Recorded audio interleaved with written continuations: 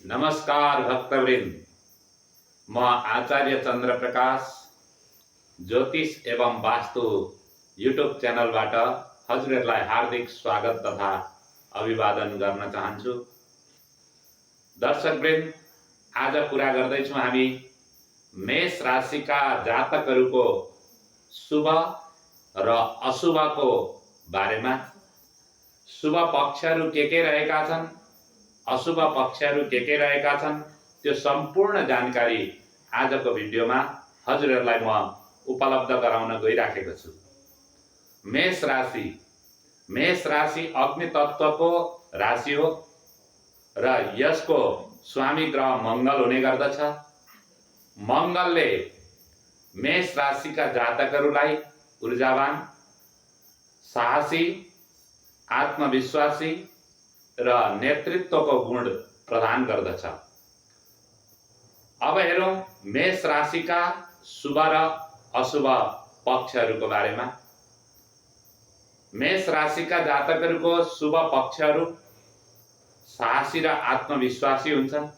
प्रथमतः मेष राशि भएका मानिसहरू हरेक काममा अगाडि बढ्न चाहन्छन्, डराउँदैनन् कोहीसँग पनि र कुनै काम गर्नलाई पनि।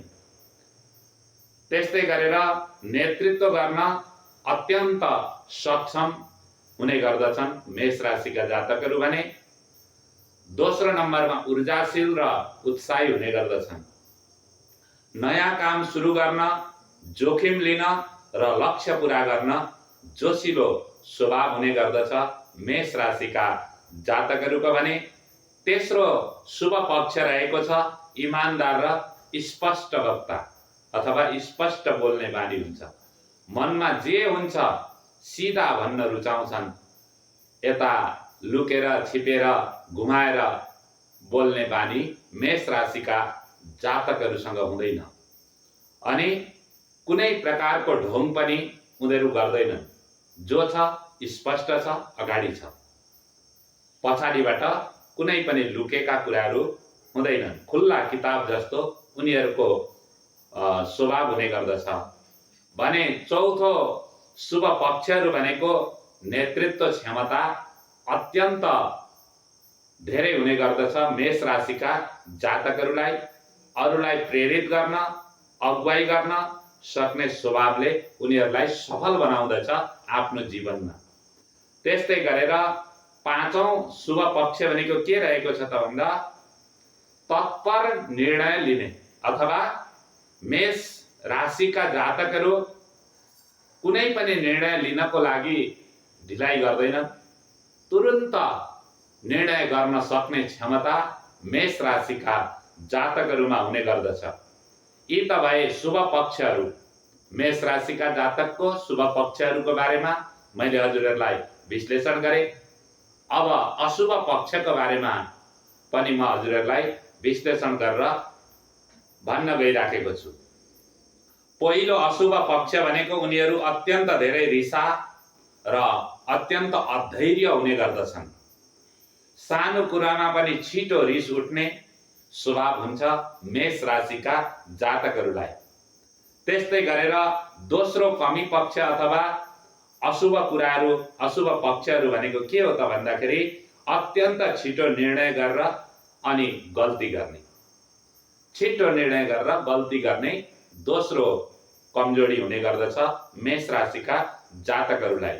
सोच विचार नगरिकन तत्काल निर्णय लिनाले कहिलेकाहीँ आफू नै समस्यामा पनि पर्ने गर्दछन् मेष राशिका जातकहरू भने। दोस्रो अशुभ पक्ष भनेको के रहेको छ त भन्दा चाँडो निर्णय गर्नाले गल्ती हुने गर्दछ। सोच विचार नगरी तत्काल निर्णय लिनाले उनीहरूलाई अत्यन्त समस्याहरू उत्पन्न हुने गर्दछन्। सानो कुरामा पनि छिट्टो रिस उठ्ने स्वभावहरू हुने गर्दछ मेष राशिका जातकहरूको भने। तेस्रो कमजोरी भनेको आत्मकेन्द्रित स्वभाव हुने गर्दछ। आफ्नो विचार मात्र ठिक ठान्ने र अरूको विचारहरू चाहिँ ठिक छैन भनेर लिनाले कहिलेकाहीँ उनीहरूलाई समस्याहरू पनि उत्पन्न हुने गर्दछन्। त्यही भएर उहाँहरूले मेष राशिका जातकहरूले निर्णय लिँदाखेरि आफ्नै मात्रै निर्णयलाई सर्वोपरि मान्नु हुँदैन। त्यस्तै गरेर आत्मकेन्द्रित स्वभाव हुने गर्दछ। आफ्नो आत्मकेन्द्रित स्वभाव पश्चात प्रतिस्पर्धी र हठी पनि हुने गर्दछन्। मेष राशिका जातकहरू हार मनाउन उनीहरू कहिल्यै पनि चाहँदैनन् अथवा हार्न चाहँदैनन् जीवनमा, जसले सम्बन्धमा चाहिँ उनीहरूको टकराव ल्याउने गर्दछ अथवा समस्याहरू उत्पन्न गर्ने गर्दछ। अनि अर्को कमजोरी पक्ष भनेको के हो त भन्दाखेरि अनावश्यक जोखिमहरू उठाउने गर्दछन्, जसको कारणले गर्दा साहसकै कारणले गर्दा कहिलेकाहीँ बिना सोच जोखिमपूर्ण निर्णय लिने उनीहरूको स्वभावले गर्दाखेरि पनि उनीहरूलाई समस्यामा पार्न सक्दछ। अब अहिले मैले हजुरहरूलाई मेष राशिका जातकहरूको कमजोरीहरू अथवा नराम्रा पक्षहरूको बारेमा निर्णय विश्लेषण गरे भने अब हजुरहरूलाई एउटा सल्लाह दिन चाहन्छु। निर्णय गर्दा भावनामा होइन, विवेकमा हजुरहरूले आधारित हुने गर्नुहोस्। विवेकमा आधारित भएर विवेकपूर्ण तरिकाले सोचेर निर्णय लिनुभयो भने हजुरहरू अवश्य पनि जीवनमा सफल हुनुहुन्छ। सफलताबाट कसैले पनि रोक्न सक्दैन। रिस र ऐधर्य निर्णय गर्न ध्यान, योग वा धैर्य अभ्यास हजुरहरूले अत्यन्त धेरै गर्नुपर्दछ, जसले गर्दाखेरि तपाईहरूलाई सफल बनाउनमा सहयोग पुर्याउँदछ। त्यस्तै गरेर अरूको मत सुन्ने बानी राख्नाले सम्बन्धमा हजुरहरूको सन्तुलन आउने गर्दछ।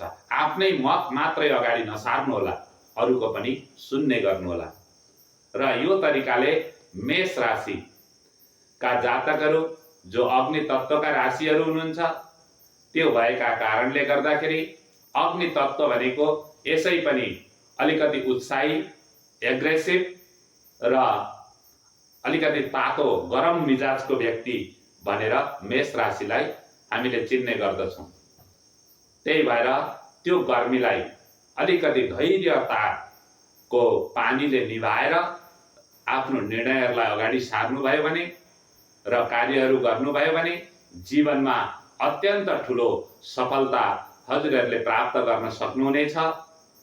यिनै शब्दहरूका साथमा म आचार्य चन्द्रप्रकाश ज्योतिष एवं वास्तु युट्युब च्यानलबाट हजुरहरूबाट बिदा हुन चाहन्छु। राधे राधे।